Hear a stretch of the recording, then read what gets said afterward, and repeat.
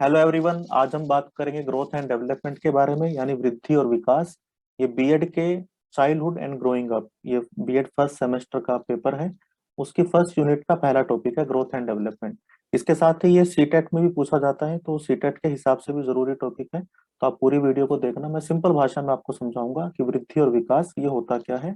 Channel पर नए हैं तो चैनल को सब्सक्राइब जरूर करें, अपने दोस्तों के साथ भी शेयर करें जो कि बीएड में है या जो सीटेट की तैयारी करना चाहते हैं।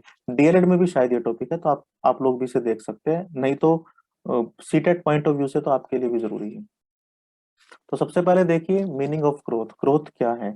ये ग्रोथ का पहला मतलब ग्रोथ को अगर हिंदी में बोले तो वृद्धि। तो वृद्धि का प्रयोग आपने पहली बार कहाँ सुना होगा? हम सुनते हैं कि किसी मूल्य में वृद्धि हो गई, उन चीजों का महंगाई में वृद्धि हो गई, यानी कुछ ऐसी चीजें जिन्हें संख्यात्मक यानी मात्रात्मक तौर पे मापा जा सकता है, जो कि विजिबल है कि अच्छा यार ये चीज बढ़ गई, दिख रही है, इसमें इतना रेट बढ़ गया।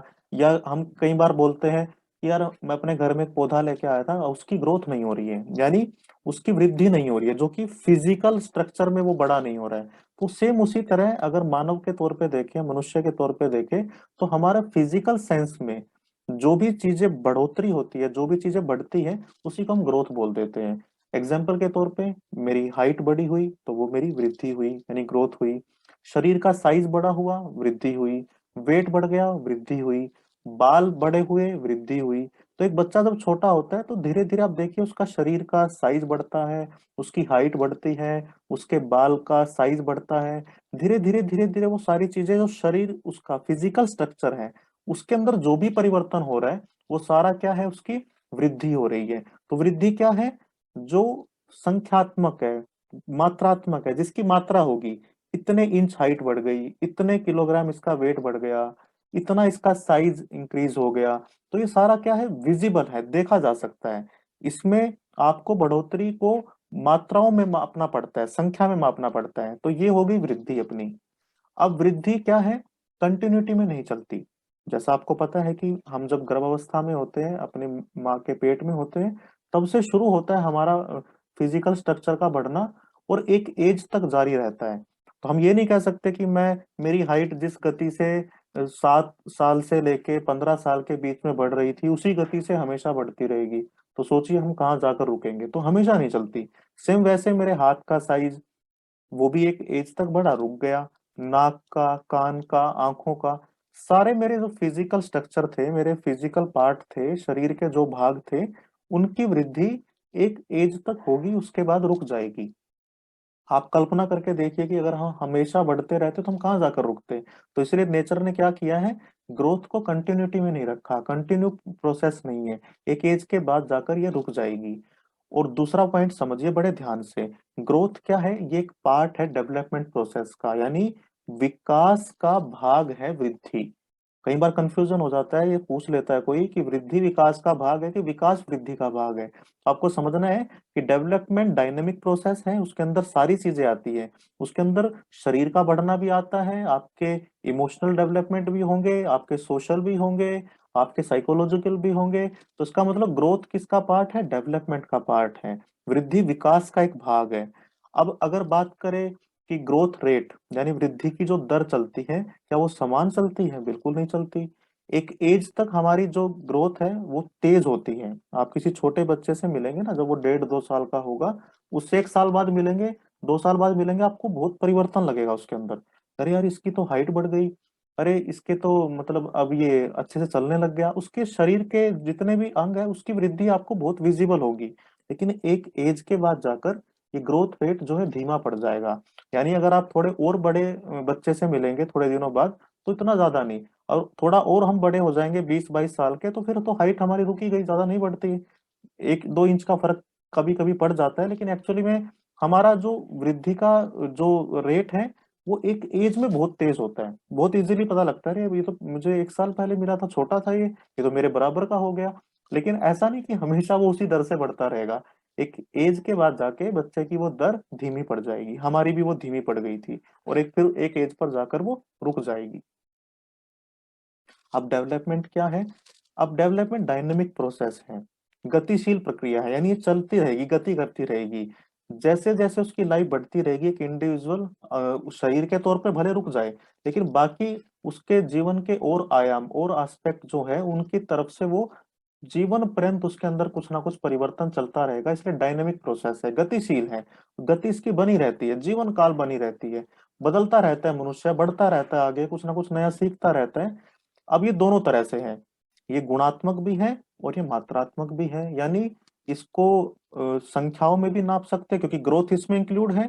तो हम ये भी बता सकते हैं कि ये फिजिकल एस्पेक्ट पे बच्चा इतना बड़ा हुआ, इतनी हाइट बढ़ी, क्योंकि ग्रोथ डेवलपमेंट का पार्ट है, तो वो इसी में आएगा, फिजिकल वाला भी। दूसरा, ये मात्रात्मक भी है, गुणात्मक भी है, कि बहुत सारी चीजें ऐसी हैं जिन्हें संख्या में नहीं नाप सकते। हम ये नहीं कह सकते कि इसका अब 3 किलो इसका सामाजिक विकास हो गया, हम नहीं बोल सकते कि हमें इसका 5 इंच मनोवैज्ञानिक विकास हुआ, नहीं बोल सकते।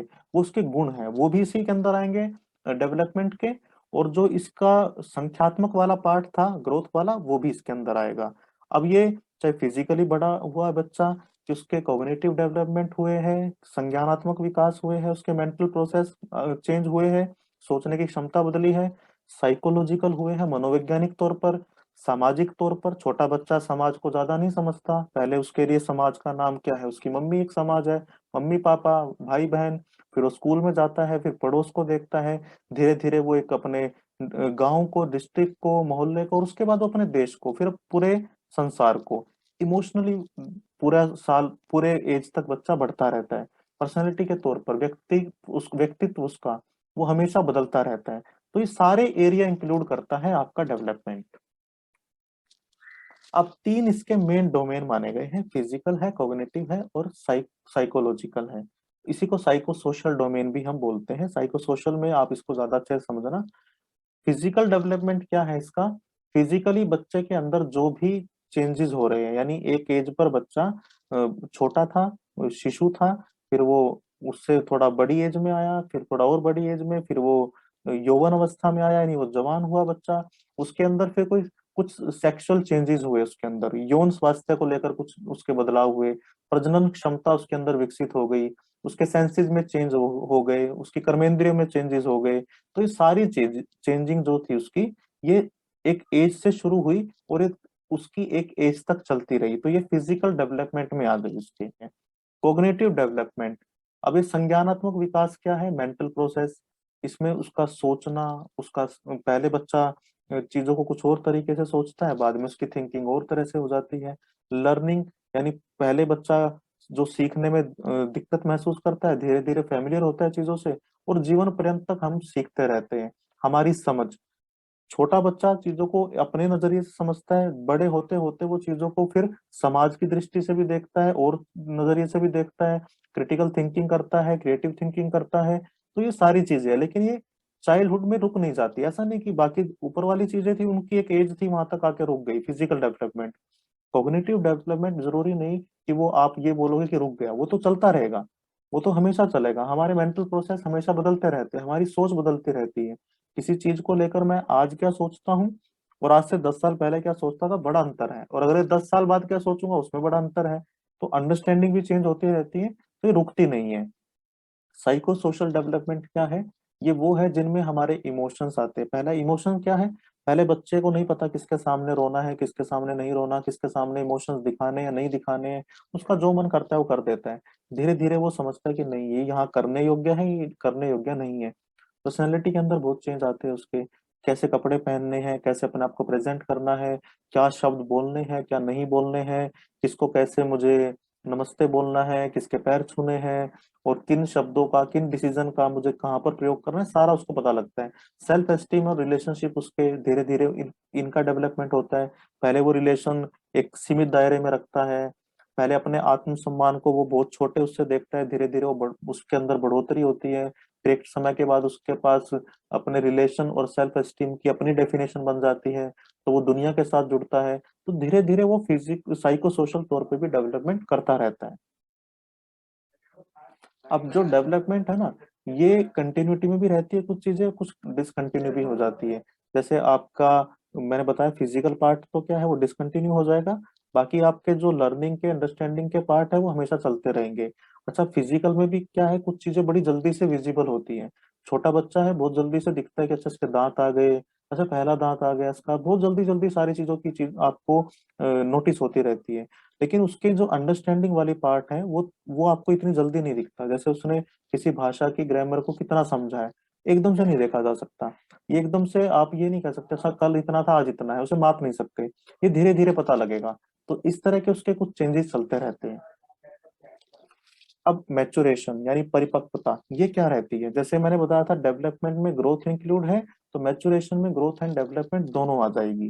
तो बच्चा बचपन से लेके और अपने वयस्क होने तक जितने भी उसके अंदर सारी चीजें चल रही है, जितना भी प्रोसेस वो चल रहा है, वो सारा मैच्योरेशन कवर करती है।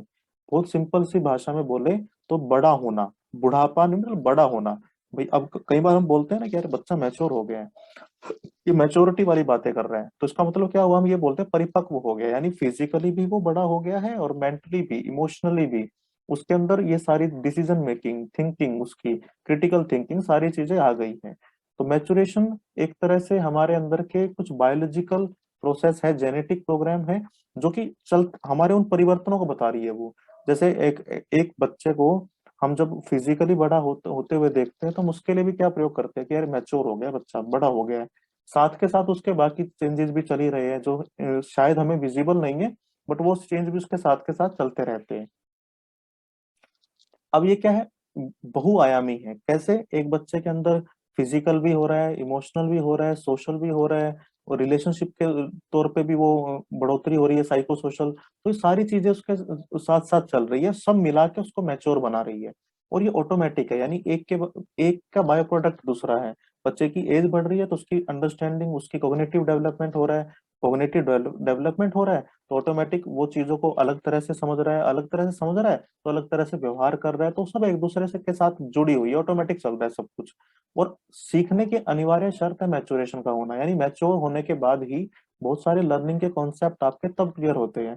तो अगर मैं बोलूँ कि एक मानव का पूर्ण विकास यानी कंप्लीट डेवलपमेंट, तो वो तभी होगा जब वो मैच्योर हो जाएगा, यानी जब वो एक ऐसे लेवल पर आ जाएगा जहां पर वो दोनों चीजों को लेकर चले, यानी उसकी फिजिकल डेवलपमेंट भी हो गई है, उसकी वृद्धि भी, ग्रोथ भी हो गई है, डेवलपमेंट भी हो गया है।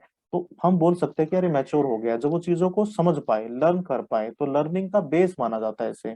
और ये भी कहा जाता है कि जब मैच्योरेशन आती है, मैच्योरिटी आती है, हम मैच्योर होते हैं, परिपक्व होते हैं, तो हमारी कॉम्पिटेंसी, हमारी जो योग्यता है उसमें बढ़ोतरी हो जाती है।